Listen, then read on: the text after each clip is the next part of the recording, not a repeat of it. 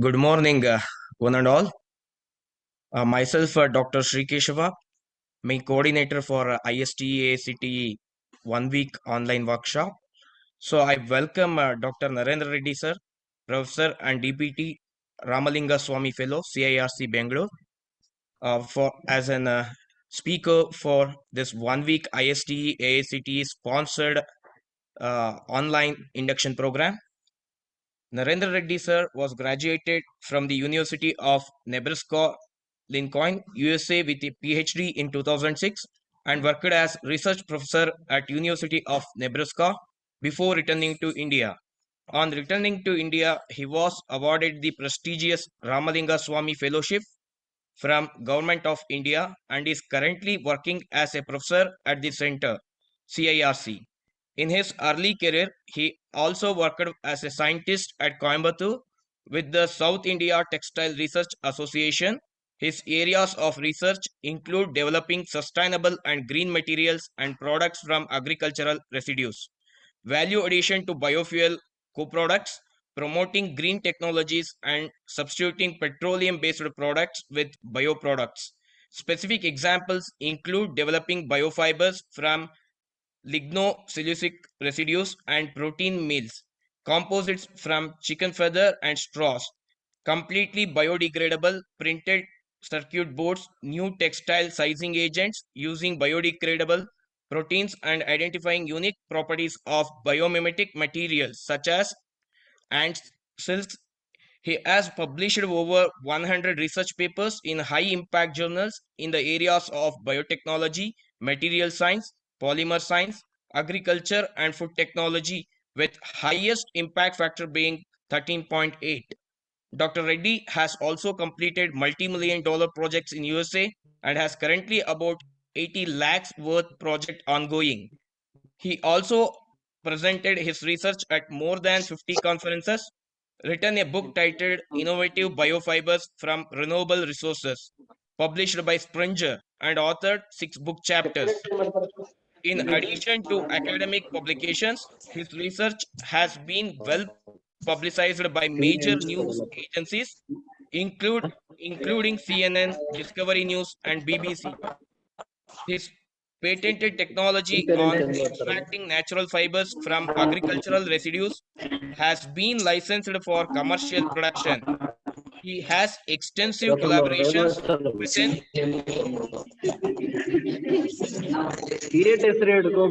outside India. Dr. Reddy has more than 4,000 citations of his research work. His H-index is about 35 and item index is 203, one of the highest amongst his peers. Some of his projects have been funded by Ministry of Food Processing Industries, DRDO, and DBT, and he also consults for various companies. We welcome you, sir, behalf of Jyoti Institute of Technology, AICTE, ISTE, for this event as a speaker, sir. Rendra Reddy, sir, I am audible.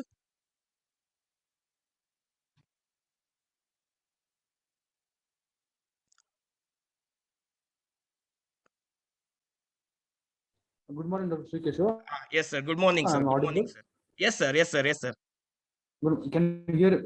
Okay. So I'll start sharing my screen.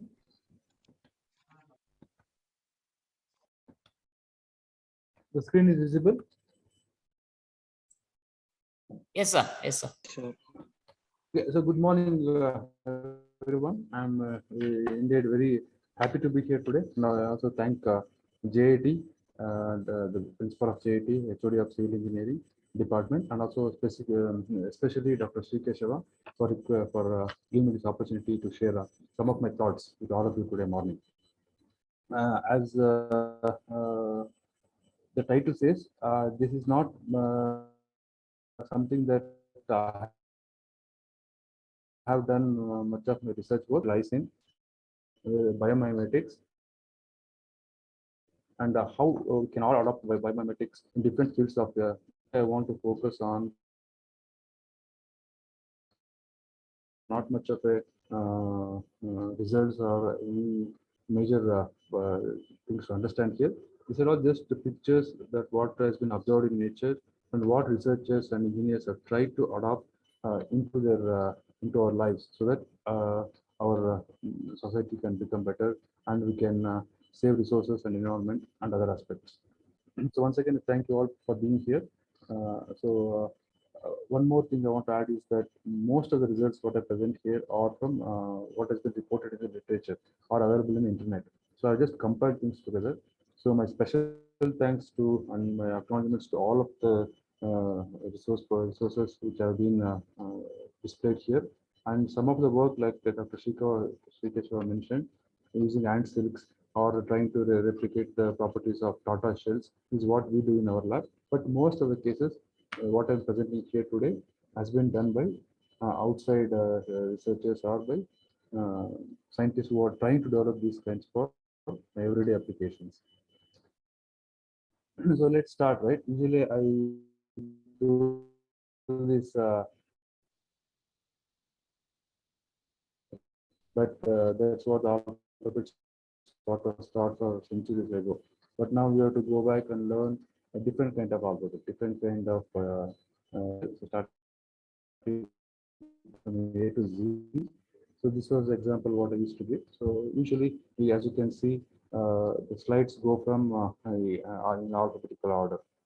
So let's start with the A. A is usually the ants, right?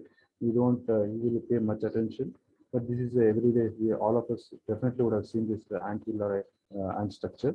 But what is so fascinating about it, guys? And so we don't, as I said, we don't usually pay attention. If you look at carefully, what we usually do is there and we worship and sacred to us. So we believe it is sacred. But beyond that, what is the science and engineering is what we need to understand.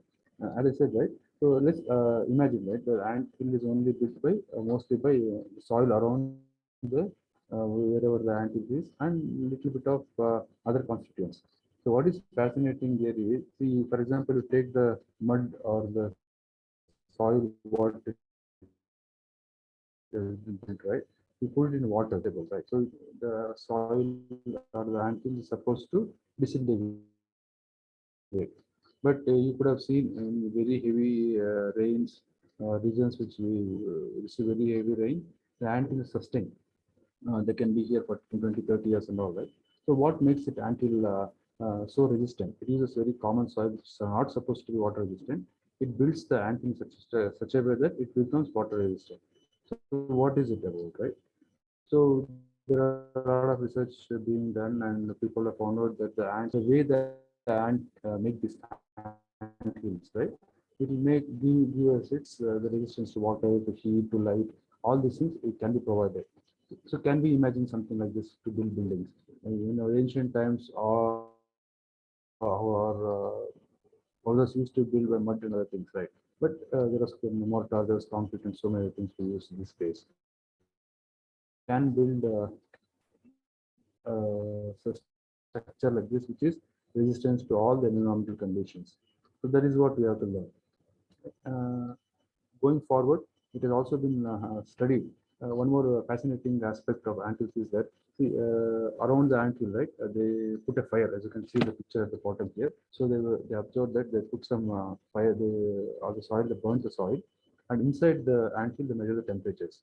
So very astonishing, right? As you can see here, irrespective of the temperature on the surface, the temperature inside the ant hill more or less remains the same. So how is it possible? It is possible because the ant hill has created all these structures what you see here, right? So the airflow changes here. The airflow, because of the changes in the airflow, it will be able to cool itself down, cool itself or heat itself or circulate air in such a way that there is a constant temperature maintained inside. So can we do this? It's very difficult, right? Researchers found this and then tried to see, can we replicate this in actual practice? So these are actual buildings which have been based on the ant hill concept. So this top building is what you see in Namibia desert, where the build up structure, where the airflow comes in and goes out in such a way that the temperature more or less remains the same. This building is in Zimbabwe, again a model based on the ant hill structure. As you can see inside, it's actual working building, and they say without air conditioning, more or less the temperature can be maintained, try to replicate. And it gives us so much saving energy and building material and other aspects which we have to replicate, which can be replicated. So these are two areas where the anti structure which has already been replicated and being used for everyday use, especially for civil engineering applications. As a materials person, right, we are also fascinated to look at ants in a different aspect. So here you can see ants, maybe many of you have come across in mango trees or any other trees, right? Even on campus, there are several trees where you can see ants build nest. They pull together leaves and they build a nest. And if you go close and observe, right, the ant, if you can try to peel off the ants, it will look something like a piece of paper. What is this paper? What is it made of, and how is it made, right? So that is what is again very fascinating. So the ants, right? These are called weaver ants, and the weaver ant, this is adult weaver ant, is a larva. So the adult weaver, it can make the structure together. You can see it's getting spin, right? So the two leaves are there. End of the leaves getting stitched together, and many ants come together and hold the leaves closer so that they can stitch to. You can see here after it has made the web. This is how it looks like, and this is the piece of the paper once it is done. But even more fascinating to as a materials person, as I said, is that this layers of web or layer of fiber, what you see, are made of protein. And in addition to that, the protein fiber and nanoscale and microscale, there are nanoscale, these are all nanoscale and microscale fibers. These fibers you see here. And you look at a cross section of these fibers as you see here, right? They're all very hollow. Not all of them, most of them are hollow. So what it means? It means that the structure is very lightweight. And in a laboratory, right, we try to replicate these things. It is very difficult to dissolve a protein or make a protein web. But imagine that a small ant is able to not only make a protein into form of a nano web, but also the inside the fibers are very hollow. Now, suppose this kind of protein structures are there, right? It's very useful for medical applications and other aspects where we can load drugs and load dyes and everything, and it will be useful. So, can we also simulate a similar aspect for civil engineering applications? Make some structures which are very hollow in the middle, but at the same time provide the strength and resistance required for building and other applications. So this is one example, again one example from very small insect that usually we neglect from ants. So now let's see another very common and very beautiful insect, right? Butterfly. So butterfly, we all know there's so many beautiful colors. We have such a big body, elephants have such a big body, but we have only one color or not many variations color, right? So now think about it. How does a very small insect is able to produce so many different colors? And even what we have to observe is that we look at the butterfly, right? The body of the butterfly is very small compared to the wings, the area of the wings. Now, how does a small insect with such a small body able to give so many beautiful colors to the butterflies? So this was in around early 2000s. One of the Indian researchers itself who was working in the University of Georgia. He went very deep into it and studied what gives the color to the butterfly. Then it was found that it's not because of any pigment or any other color substance how the color comes. It's only because of the way the surface of the wings are aligned. There are some very nanoscale structures, microscale structures in surface, and each are aligned in different patterns. As you can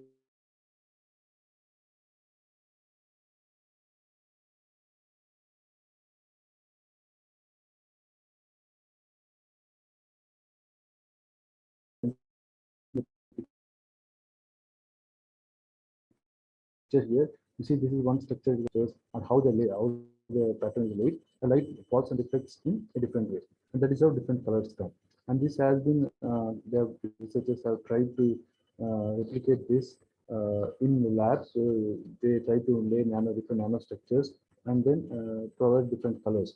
So why is it important, right? So for example, imagine you have a nanostructure like this and you develop paint, and you paint the nanostructure on surface, painting not only for building, even for automobiles, right? So imagine you have you paint the automobile with this kind of surface paint with nanostructures. It will give different colors in different light. Building paint and even textile materials. So instead of polluting dyeing and the textile dyes polluting the environment, we can create a structure which will give us a necessary color instead of using any Active synthetic dye, we are using water to dye the fabric.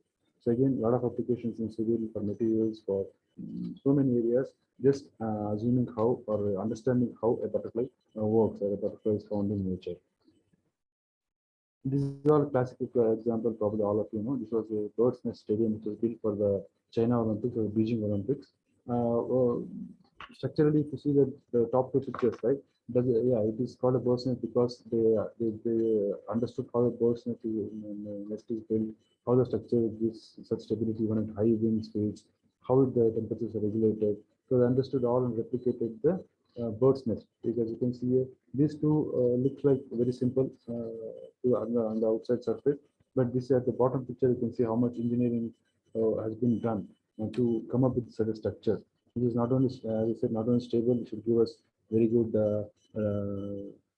lighting and also ambient conditions should be maintained, and the construction should also be quicker. So that is how, just based on the bird's nest concept, how the researchers or engineers observed nature and came up with the building. Because we all know it's one of the most famous buildings in recent.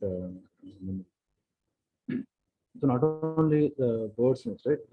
Now this is another concept where we all know bones are very strong, and also eggshell is also being used to reinforce concrete. Now what the researchers are trying to do is combine these two. So bones are nothing but calcium carbonate. Eggshell also contains carbonate, right? So what the researchers are now trying to do is they are trying, for example, now one of the major causes of environmental pollution is the carbon dioxide, carbon monoxide emission, carbon dioxide emission, right? CO2 emissions. That is why most of this climate change is happening. Now, what researchers are trying to do, are already demonstrated possibility is that they take the carbon dioxide coming out of an effluent plant.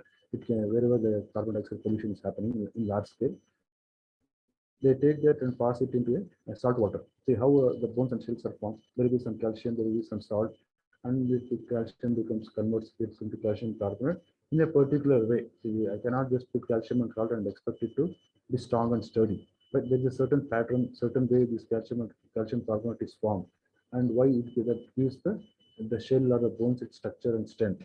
So now researchers have understood how it has been done, and this is a building that has they built based on the bone shell and calcium carbonate structures. Another very fascinating example based on B2 shell, right? You can see the researchers have come up with in Spain. These are installations where at the bottom picture you can see there are carbon or glass fibers or yarns, threads, typically they are threads. So they're woven in such a shape that it resembles a B2 shell. And this is very lightweight. As you can see, a single person is able to lift this and it's easily assembled. So different shapes and sizes you want, different configurations you want, it can be assembled in a matter of a few hours, and the structure also will be very inexpensive and lightweight. So we don't have, and they claim it to be waterproof, weatherproof, and whatever necessary features are required, it can be done with a very simple approach.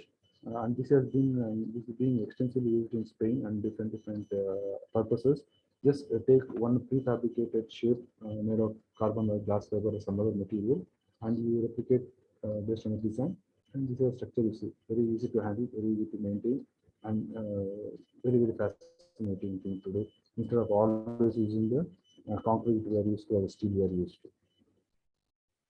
This is more coming back to home, right? This is one structure what probably we are using every day we use, but we forget what is the engineering aspects and how important it is to realize how nature is able to make such a strong structure. There are two fascinating things to me here, the material scientist, right? How first is how the water is retained inside the coconut without coming out, right? And how the water goes into the coconut, how it is retained, and how is it stored in such a way that days and months and years together the water doesn't come out. One aspect. The second aspect is the shell. The coconut shell, right? So much that we just dispose it up to use, and there's not much of a use for a coconut shell. But what fascinates me here is that how is the shell made so strong? For example, right, if we take the shell and analyze what is the composition of the shell, how is it made? Well, the composition is very simple. You take any plant, it is usually made of cellulose, semicellulose, and lignin. These are three major constituents. The same constituents are also there in a coconut shell. Nothing great. There are no metals. There are no high value compounds or other aspects of materials there. It's very simple composition, but despite having the same composition, right? How is it the shell made so strong? If you take the same composition, same proportion, there is no way I can make a single hard structure in the lab, water resistant structure and hard structure. So can we replicate? Can we come up and can we identify how nature has made a shell with a very common substance in such a beautiful way that it can be replicated for making buildings or structures and some other aspect. So that is a very common thing to neglect to observe, but something that is very useful for civil engineering and other applications also. And not only this one, right? I said cellulose is very common. When you plan to take the most materials we use are made from cellulose. Right? Now, cellulose usually is in macromolecular structure. There is large fibers and other things. Now, one step going down, right? And researchers what they've done is they make cellulose into nanoform. So once the cellulose is made nanoform, nanocrystals or nanofibers, and what they call nanoviscose, and in particular sponge shape. As you can see here, the cellulose, they call it a super absorbent material, super strong material made of cellulose nanocrystal in a particular shape. They are saying it is as good as concrete. It can even extend as stiff as steel, but at the same time very lightweight. Can be done using very common material cellulose available to all of us, available in so much quantity across anywhere you go. You have to take that, convert it into nanocellulose, and in a particular form, it will be as good as steel. So, is it possible that we can replicate the same things and instead of using steel and concrete, can we build buildings and structures based on a bio-based material, which is very cheap and also in a very environmentally friendly? So if you go to look at other insects, right? And dragonfly. So what is unique about dragonfly? Right? Many of us know that it can fly in different directions. It can flap the wings, one up, one down, as you can see here. Right? So the movement of the dragonfly, can it control this? It's a small insect, can control its body, control its direction, control its flying, even strong winds.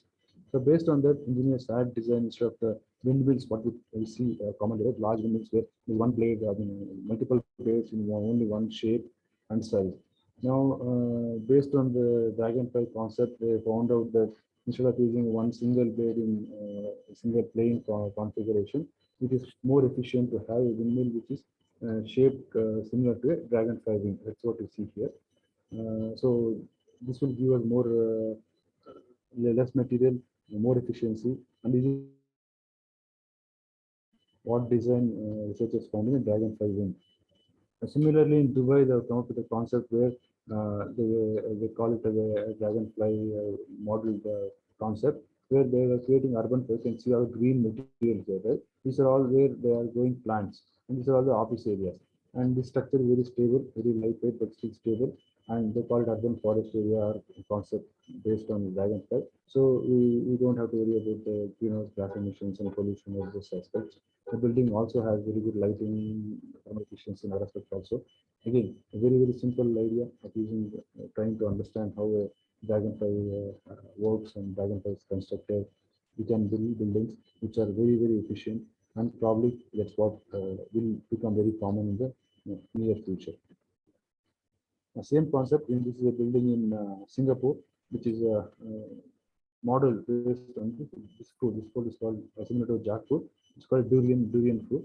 What is unique about this aspect, as you can see here, on the outside they made a shell similar to this, exactly mimicking this durian fruit structure, and this shell will move depending on the day of the time of the day. It will, and depending on sunlight, what is required, this will give us the entire shell of the building will move and cover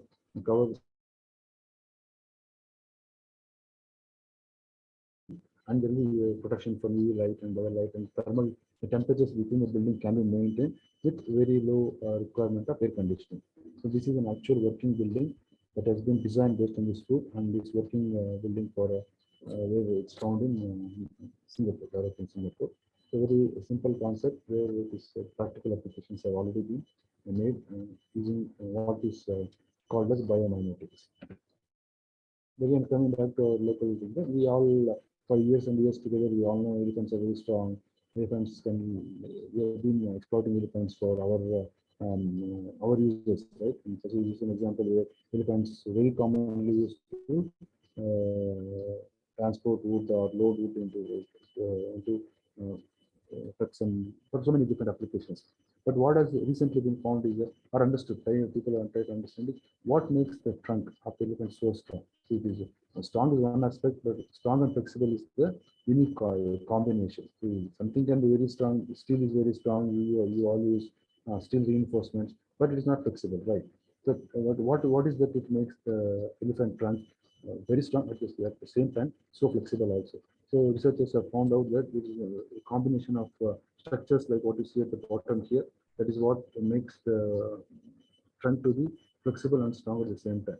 So this has researchers are trying to replicate this Festo, which has come up with a model where they've shown that yes, if instead of having a very rigid structure, a very concrete structure, straight only one type of structure, if you develop structure like this, it will not only be lightweight, not only be strong, but also very flexible.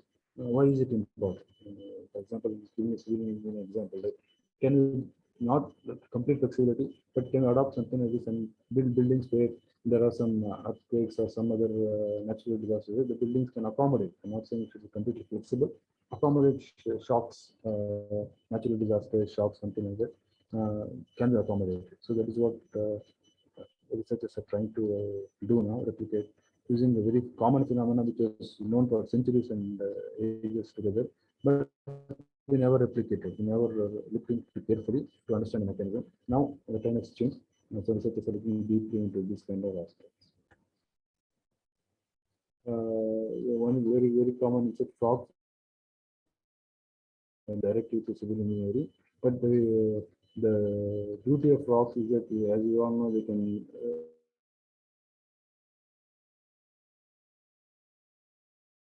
long time, but they never get frozen. The body doesn't get frozen, the blood in that doesn't get frozen. So they're trying to understand how does the frog able to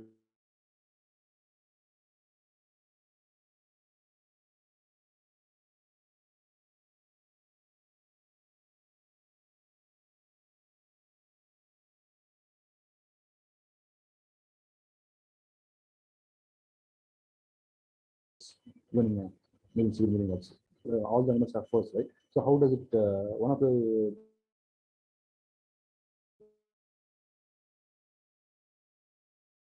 first is that they all know that, but the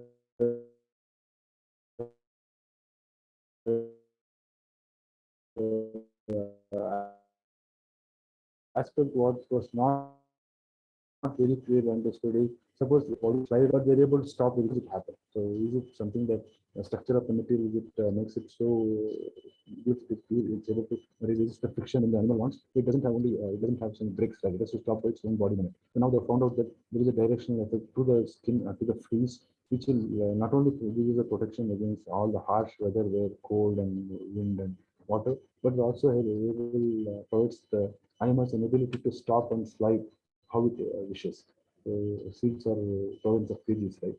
So they are still able to maintain it. So can we also mimic this and build buildings and build structures, build paints, which can give us not only waterproof, water resistance, and in fact there are buildings now paints that come up with, they say, can absorb all the pollutants in the which comes in the air, and the pollutants can be degraded. So that kind of buildings paints are already available, and maybe this kind of core structures can be made where very good water resistance, very good breathability can be given without using the normal materials.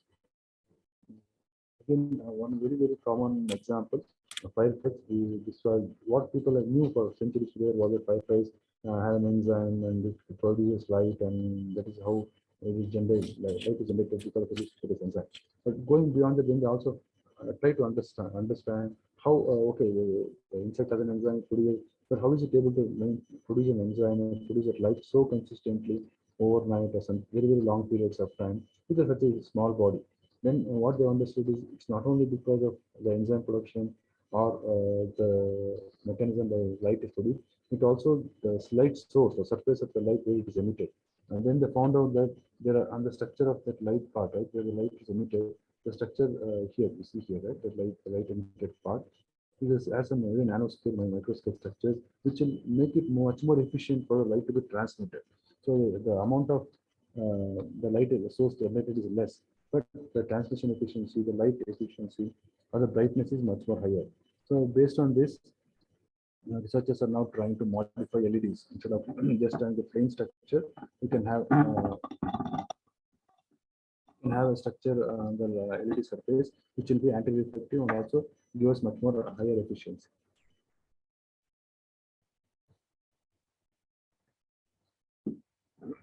This is a very classical example, right? All we are not because of the structures you can see here.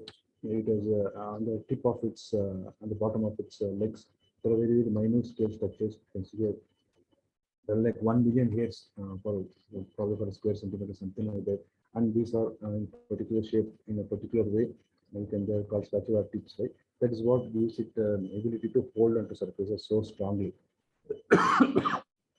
Indian mythology context also, right? Various used to use this kind of lizards to try and folds and enter into buildings and everything. And this kind of same kind of scaly structures you can see here have been replicated now to build structures which help us to climb it, help us to hold things together. Not only that, recently they also found out that this gecko feet also enables us to have run on water. That's one imaginative thing all human beings want to have, right? Walk on water. These geckos are able to run on water without getting immersed, right? So how is it possible? Again, because of the shape and size of how these gecko feet are modeled, so that it will have enough resistance to prevent the animal from getting wet or getting sink in water. So moving on, another very, very common insect here, very common insect is the honeybees. So we all know honey, we all know how much useful it is. And we also know the honeybee structure, how it is, the hive, honey hives, how they are made. So using honeybees, how the honeybee structure works, many civil architecture, civil and architecture structures have been built. This is one example where we all know, at least in our places, we see the transmission lines are not built in this way. You can see only horizontal lines, right? There's no structure as you see here. We modeled on a much more lighter structure, and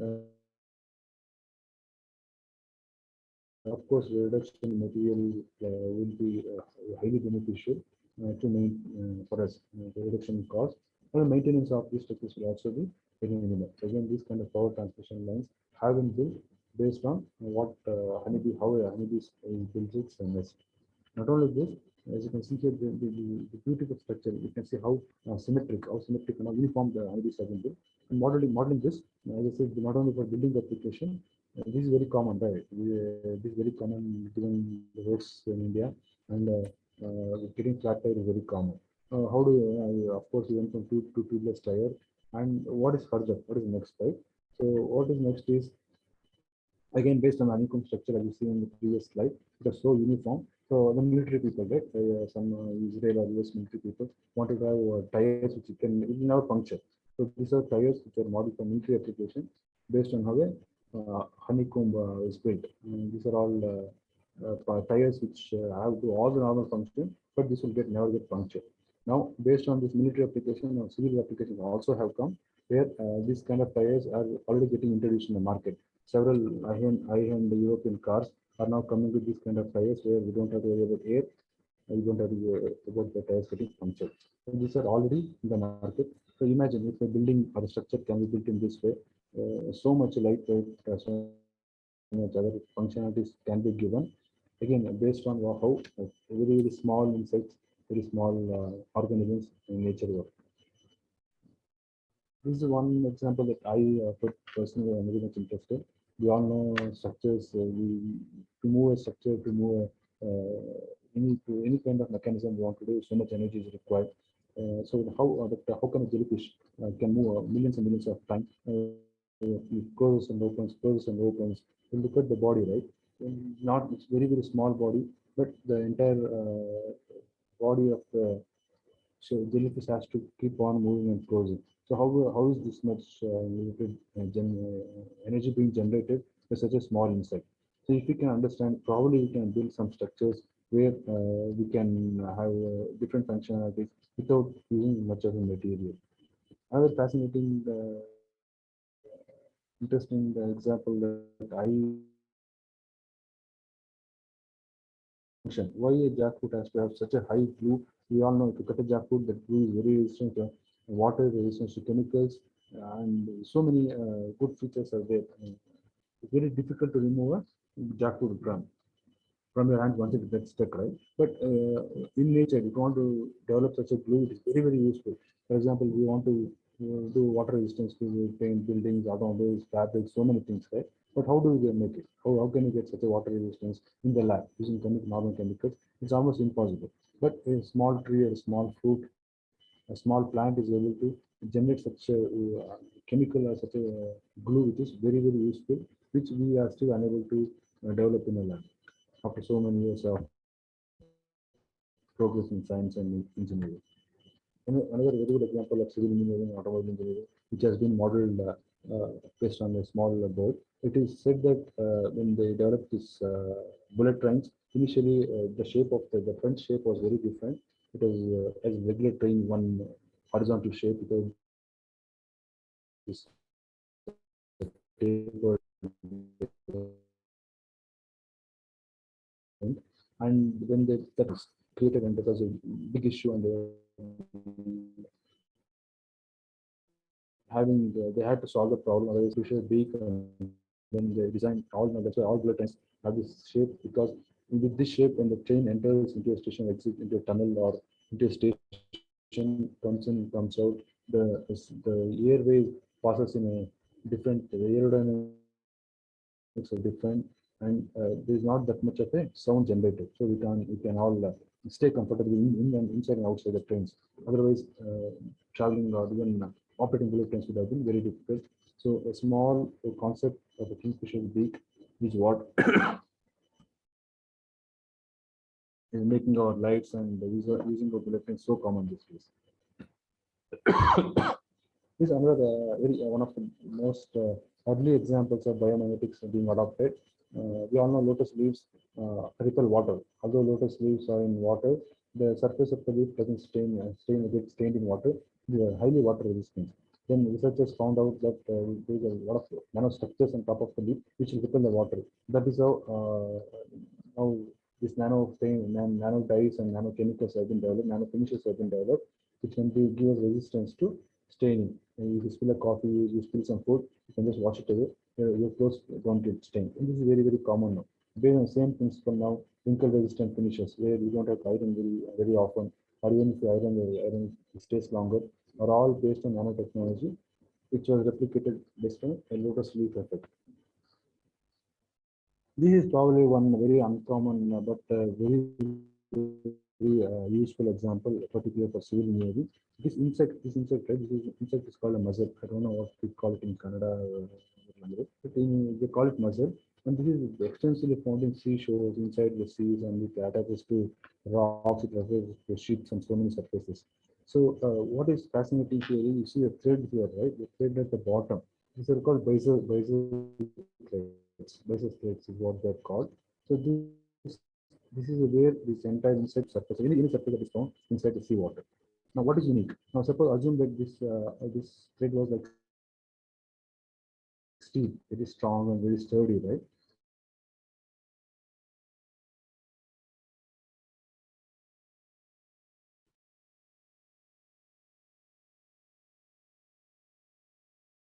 When there is a movement of something comes a hit to if it is like steel, it's easy for the end of the one thread, one put very strong, very come out. But the same thread slightly move, it will see and one end is attached, one is flexible. So you can see the researchers found out how is it made. So they found out that there are other in the same collagen distributed to another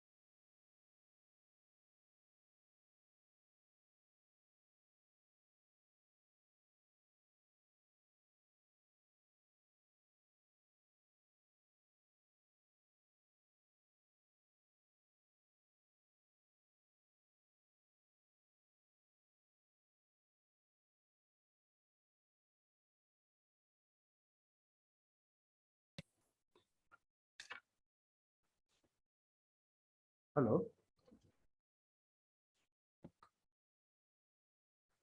Can you hear me now? Yes, sir. Yes, sir. Yes, So, sir. can you please tell me where it was disconnected? Which slide? Did you see this slide? Yes, sir, it is visible. No, which did you was it did get disconnected before this slide or after? Same slide, sir. Same slide, sir. Now, so what I was discussing is that the structure of this thread is very, very fascinating. The point is that at one end of the thread, you see it is very flexible, where it is attached to the body of the inside. Other end is very stiff. Now, can we design something? Imagine we can build a steel structure like this, where when there is impact or when it is required, the building can bend or the structure can bend and come back without any compromising the strength or stability. This is not no other. I don't think any material has been made accessible so far, but in a very, very small insect is able to develop such a structure very commonly in the environment. Similarly, this also is very common to us locally. A small kind of a hair kind of structure. It's called milkweed. In technically, it's called milkweed. It flies around. It has very, very light structure, but most of it's all made of cellulose. Most of the cellulose, it's high density, but this is very, very unique fiber where the density is only 0.9 compared to 1.5 gram per centimeter cube for a normal cellulose. So that is how it allows to fly around in the air. Now, can we design also again design something which is very lightweight and we can replicate this kind of a structure in the nature.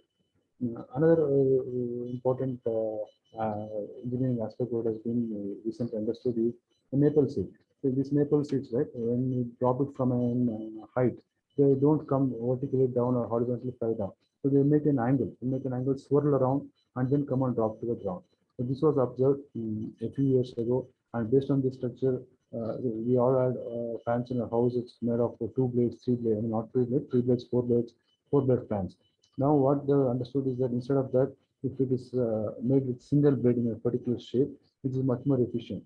That is why instead of a helicopter, now which have multiple blades, now they're coming with the concept of unicopters, where there is only one blade designed in a particular way, which is more efficient in terms of lifting the air or giving the required pressure, which is much more higher, much more better. So based on same structure, now this is what BMW has come up with the project. Again, they call it a seed project, design maple seed.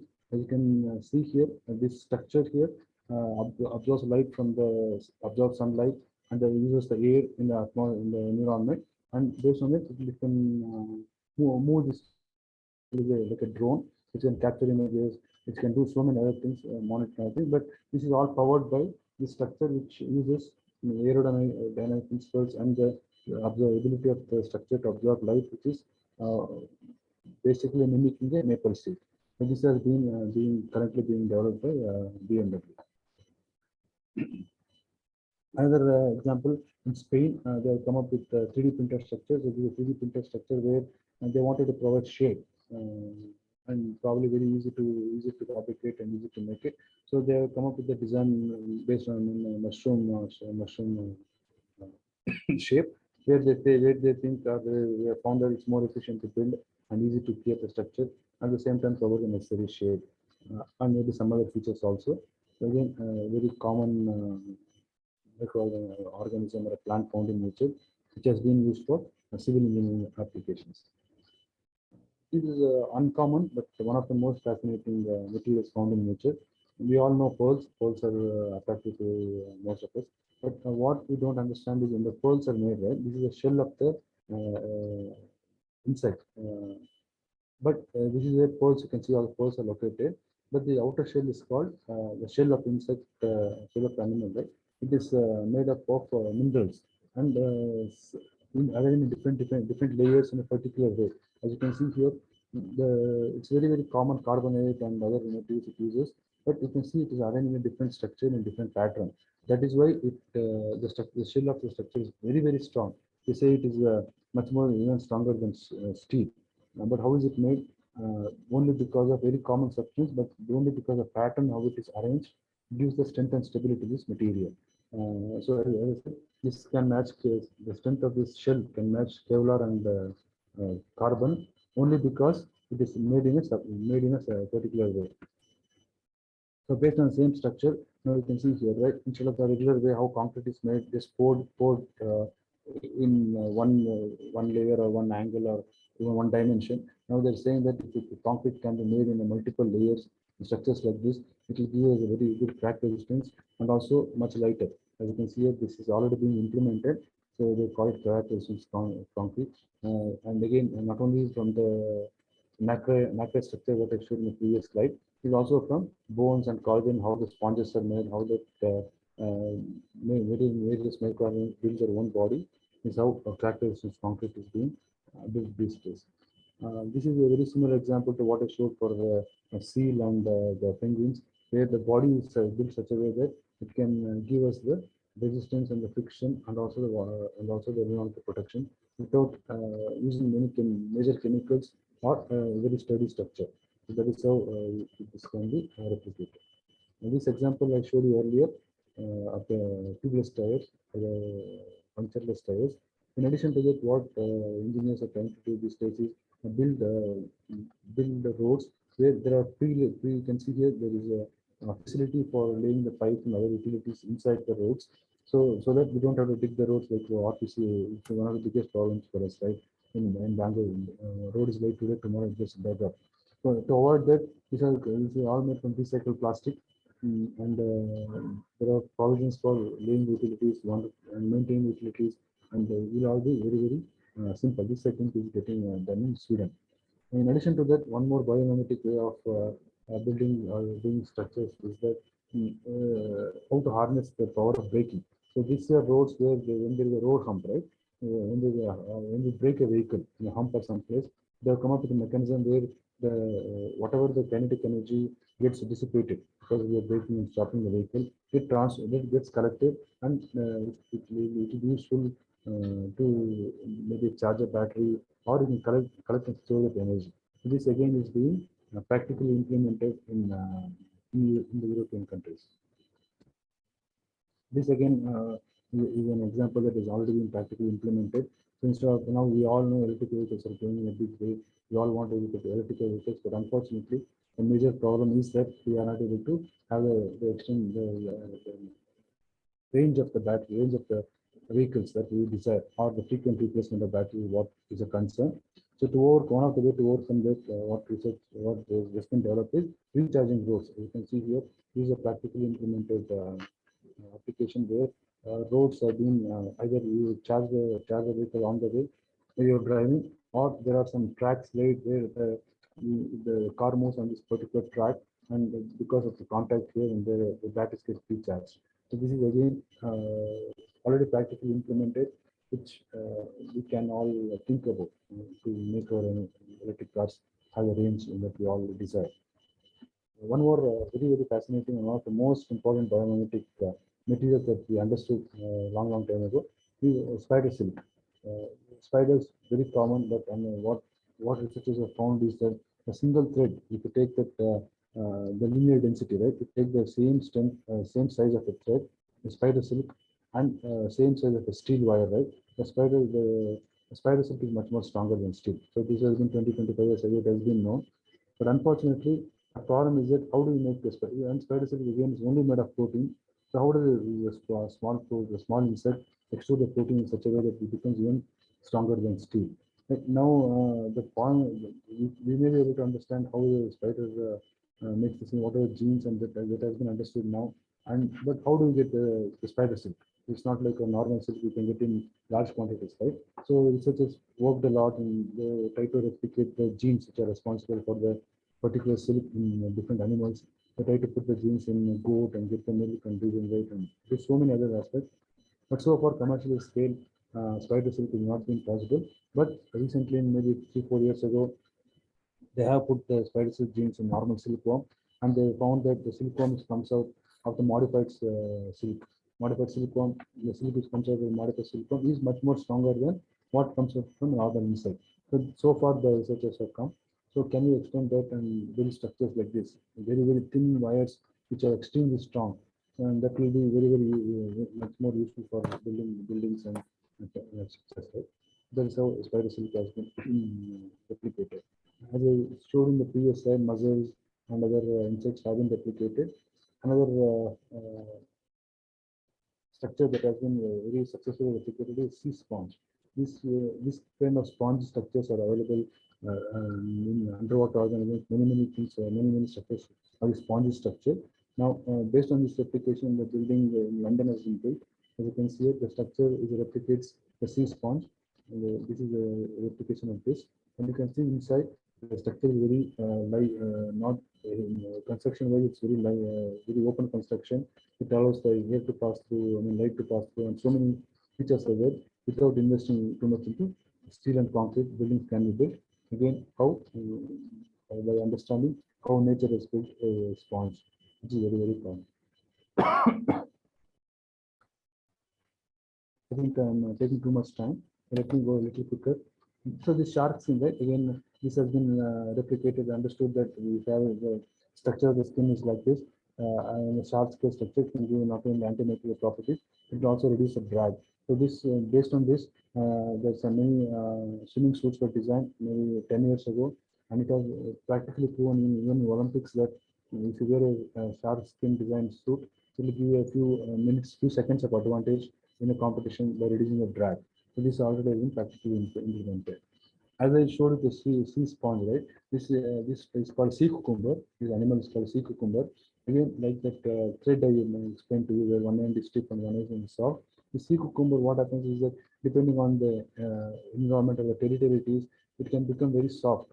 It can be soft, become soft like a sponge, or if there is, if it feels that there is an attack from the environment or from some other sources, it is in danger, the body becomes very stiff. So now, how is it possible that an organism can make its body as soft as a sponge and within a few seconds can make it as stiff as steel? So is this possible? So can we, oh, and why is it important? Now, same kind of material researchers have tried to develop in the lab, and they say if that kind of material is available, so suppose somebody has a very minute, very surgery in brain or some other parts very difficult to handle. Now they want to put an implant. When they want to put an implant, if it is very soft, so they can handle easily. After a few, once they are done implanting, it will become stiff. So it's very useful. Such kind of material is very useful. As I said in the beginning of the slide, right, this is one area where we try to work a little bit. Where see, turtle and tortoise, it lives in the water for 130 years. And again, the most fascinating aspect is that the turtle shell, right, is only made of calcium carbonate and some minerals. So, but if I take the same calcium carbonate, same minerals, and try to make a structure like this, it will not even withstand any load or withstand any temperature and humidity. But using the same material, how is that a turtle shell? You can stand on a turtle shell 50-60 kg%, it doesn't break. And it is in water all the time, it is in sea water, it is in fish water, it can be so many harsh conditions it lives through, but nothing happens to the shell. But how is that a tortoise, a very small animal, is able to build using very common materials such as large structure? If you are able to understand and if you are able to replicate this in the lab, right? And there are so many huge implications for civil, for military, for common applications. It is such a great benefits will be there if you are able to really replicate what a tortoise can make. Again, similar thing. Sea urchins, depending on the environment, depending on what where it is prevalent, so many different structures are available, which will give it particular functionalities. So that is what we have to think, and we have to understand how this can be used for civil and other applications. This is a very common example of biomimicry which has been practiced for many years. And this Velcro, what we use very commonly nowadays, was based on biomimicry that was observed in nature. You can see this kind of a plant where the seeds or the fruit comes together and entangles together very strongly. And it was replicated for our everyday use. Going forward, this is one structure I think very probably very useful for civil engineering applications. Right now, very recently, the researchers found out that this one particular kind of a plant called pipe vine, which in a plant, when you break a plant, right, or break a plant and make a leaf or end of a leaf, it breaks. It's never going to repair itself, right? So now, but they have found a plant where even if the plant is broken into two pieces, it can self-heal. It can self-heal and come together. That's what images is shown here. So they're broken, but after that you can see it comes together and self-heals. So now imagine, right? All the time we have Bangalore bridges being cracked and the flyovers being repaired, and even the metro within 5-10 years they get cracks. Now, can we do something like this? Can we develop self-healing concrete where although if there is a crack, it can come together and it can repair itself? So these kind of structures are really being understood for our own benefit. Again, woodpecker, they say a woodpecker beak, right? Woodpecker beak, it can hit a wood at about 10 to 12 times per second. Again, 10 to 10 times per second is how fast the woodpecker hits wood. It has a hard surface. Now the point is, yeah, it is you find it is 10 to 12 times per second or even whatever speed. But the point is that see, whenever it's at one end of the beak, and the beak is so close to the head, right? But how is that the resistance of whatever the force is hitting at the tip doesn't go back and affect the head of the kingfisher, right? We go or bang our head 2 times a wall, we get affected, right? We can't bear that pain. But how is that a kingfisher is able to withstand? Now they have understood that there is an inbuilt mechanism there, like I showed you for a kingfisher, right? There is a mechanism built throughout the structure, the shock resistance mechanisms, which should not allow whatever however hard it hits the wood, however frequently, it will not transfer and it will not transmit the resistance back to the brain or the head of the animal. So imagine this kind of structure are very, very useful, right? For if you have some structure, you can bear that load, bear that force, it will be very useful for us.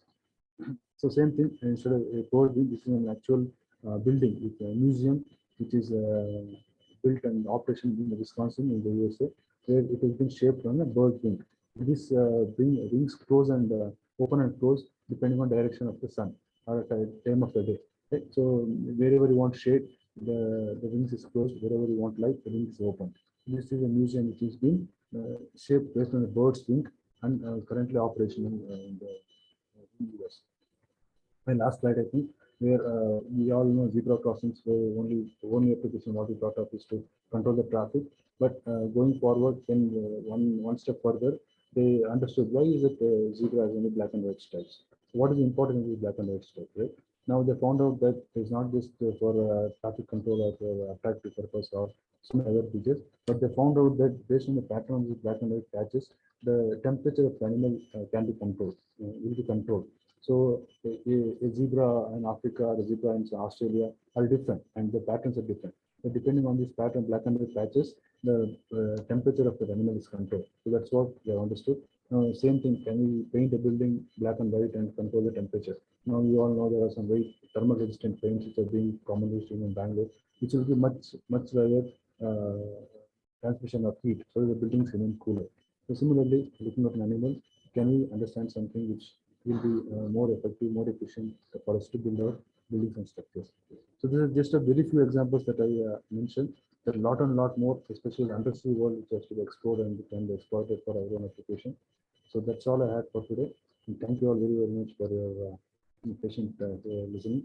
I hope the talk was some benefit to all of you. Thank you all, and especially thanks to Dr. Keshava for having this talk. Thank you. Thank you very much, sir. Really, it was a very informative session. Sir, we have received a few questions from the participants. Yes, sir. We will take one by one, sir. Yeah, sure. So the first question is, why Indian market has lesser market value on biodegradable composites compared to other developed countries like UK and Germany? Can you advise regarding this? The biocomposite market, why is it lower? According to me, it's only because of cost. How much were you able to afford? Now, even in Europe, if you see, it is not the common market or common cars or common buildings where these biocomposites are being adopted. These are all in high-end cars. Now, you look in the BMW or Benz or some vehicles like that. That is where these biocomposites are being adopted for automobile section. Civil and construction, I'm not very sure how much has been adopted. First point is because the value, still very expensive. And if maybe in the BMW cars here in India also adopt to some extent this kind of biocomposites. Second aspect is when you call about biocomposite, right? There are two aspects to it. One is the reinforcement, which is a natural resource. Other is the matrix of the binding part. The binding part, as of today, still it is made from something polymers like polylactic acid. The polylactic acid is a biodegradable polymer, but unfortunately, the source for the polylactic acid is cornstarch or some food-based material. which in a country like India, where we are not self-sufficient in food, or we don't have access to use it for material applications, is a concern. So the production of polylactic acid or use of polylactic acid is low. So both reasons. One is the value what we can generate, can we afford it? And second thing is what type of plastic are we talking about? What type of biocomposite? Thank you, sir. Sir, the next question is research of biomimetics on civil engineering structures requires sophisticated laboratory facilities. Can you please throw some light for study such interesting topic as a research part? That is what I think we are talking to opposite ends here. Yeah, if a small insect in nature is able to create such a structure, why do you have to think of a sophisticated lab, right? Then I think probably, I'm not saying that this is the reason, but probably we're defeating the purpose. So we have to come up with a way which is as simple as what nature does. Then only the biomimetic will work right. Now, yeah, we understood the phenomena. For example, spider silk. 25 years ago, they knew how spider makes silk. Why is it stronger than steel? But until 5 years ago, they're not able to figure out an easier way to make it. Now, the same concept. Yeah, nature can make it so simple. How can you make it so simple in the lab? So that is what I think is lacking now. So that is what probably you in future can solve the problems. So if you my suggestion is you should not think of the complicated ways. You should also think of a simple way of making it. Thank you, sir. Next question is bacterial concrete used for crack arresting. How durable and effective compared to conventional chemical grout? Is it economical? Yeah, I'm not the person who can answer this question. Sorry about it, but I don't know. But that kind of concrete has come into the market is what I would read. Sorry, I'm not the right person to answer the question. I don't know that. Thank you, sir.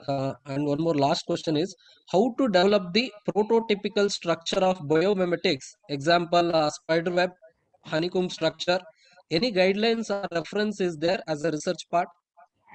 Certain lot of references are there. As I said, that for example, the Tata shell, what I tell you, we try to make such a structure in the lab.